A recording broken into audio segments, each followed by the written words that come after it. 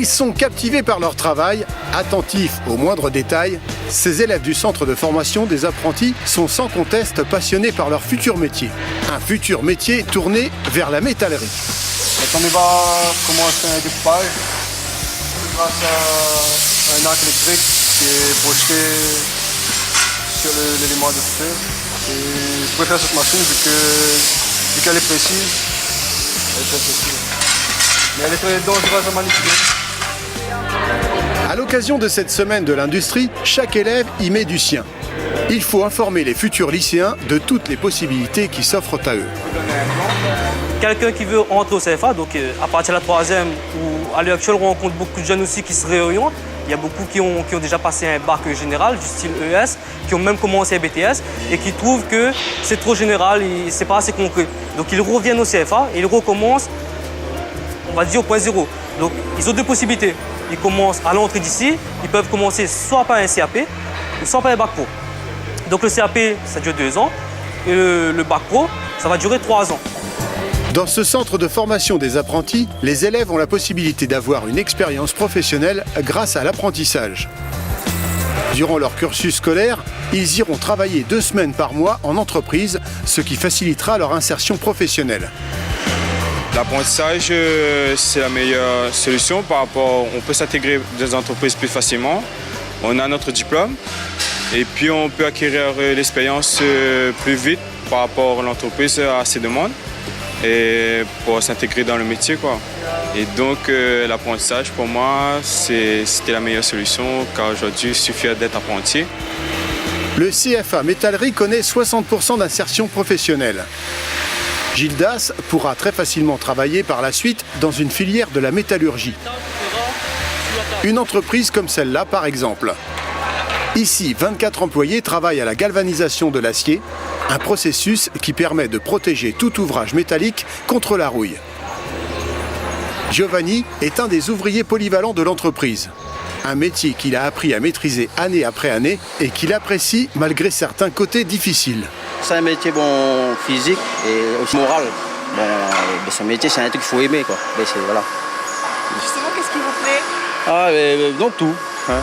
Ça, sauf que ce qui dérange un petit peu, quoi. C'est un peu la fumée, c'est un peu ça.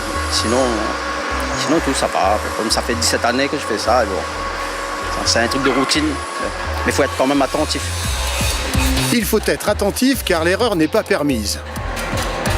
Après que le dégraissant ait joué son rôle sur l'acier, celui-ci est plongé dans de l'acide. Les pièces sont ensuite rincées et trempées dans du chlorure d'ammonium et de zinc. Cette étape, appelée fluxage, permettra par la suite la fusion de l'acier et du zinc. Les pièces sèches peuvent ensuite, tout doucement, descendre dans un bain de zinc en fusion à 450 degrés.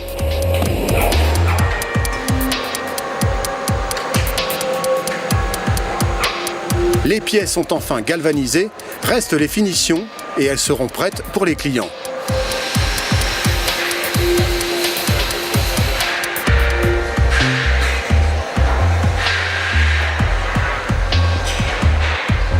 Cette semaine de l'industrie, c'est l'occasion pour cette entreprise de faire connaître son activité. Durant cette période, elle accueille une centaine de personnes, des collégiens, des lycéens, mais aussi des demandeurs d'emploi. Nous avons ouvert cette semaine nos portes pour faire connaître à l'ensemble des Réunionnais et l'ensemble des collèges, l'ensemble des personnes intéressées, un outil industriel pour qu'ils découvrent le savoir-faire réunionnais, un nouveau métier, des nouveaux métiers, puisque c'est une activité qui est toute nouvelle à La Réunion, une vingtaine d'années, mais la seule activité présente qui fait de la galvanisation à chaux sur l'île. Ces élèves d'un lycée portois découvrent avec ferveur ce processus de galvanisation. Ils sont dans une seconde structure métallique et forcément, ils s'intéressent aux divers corps de métier. La première pièce les met dans ce bain. C'est un dégraissant. Sur les pièces, on a toujours une particule de graisse. C'est avec cet acide-là qu'on pourra enlever. C'est de l'acide phosphérique.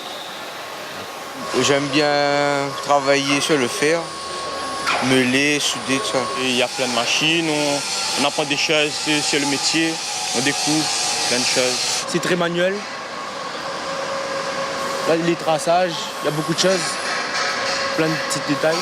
Nos élèves, en sortant de leur cursus scolaire, ils vont travailler dans ces usines ou dans la réalisation des pièces. La galvanisation nous permet, dans notre cursus scolaire, d'apprendre aux élèves et comme ça ils voient réellement la réalité et de concevoir peut-être certaines pièces par rapport à la galvanisation. Des visites comme celle-ci, il y en a un peu partout dans l'île. Du bâtiment à l'alimentaire, en passant par l'imprimerie, de nombreux domaines de l'industrie réunionnaise étaient représentés. Et avec des milliers de visiteurs, nul doute que l'événement a sûrement suscité de belles vocations.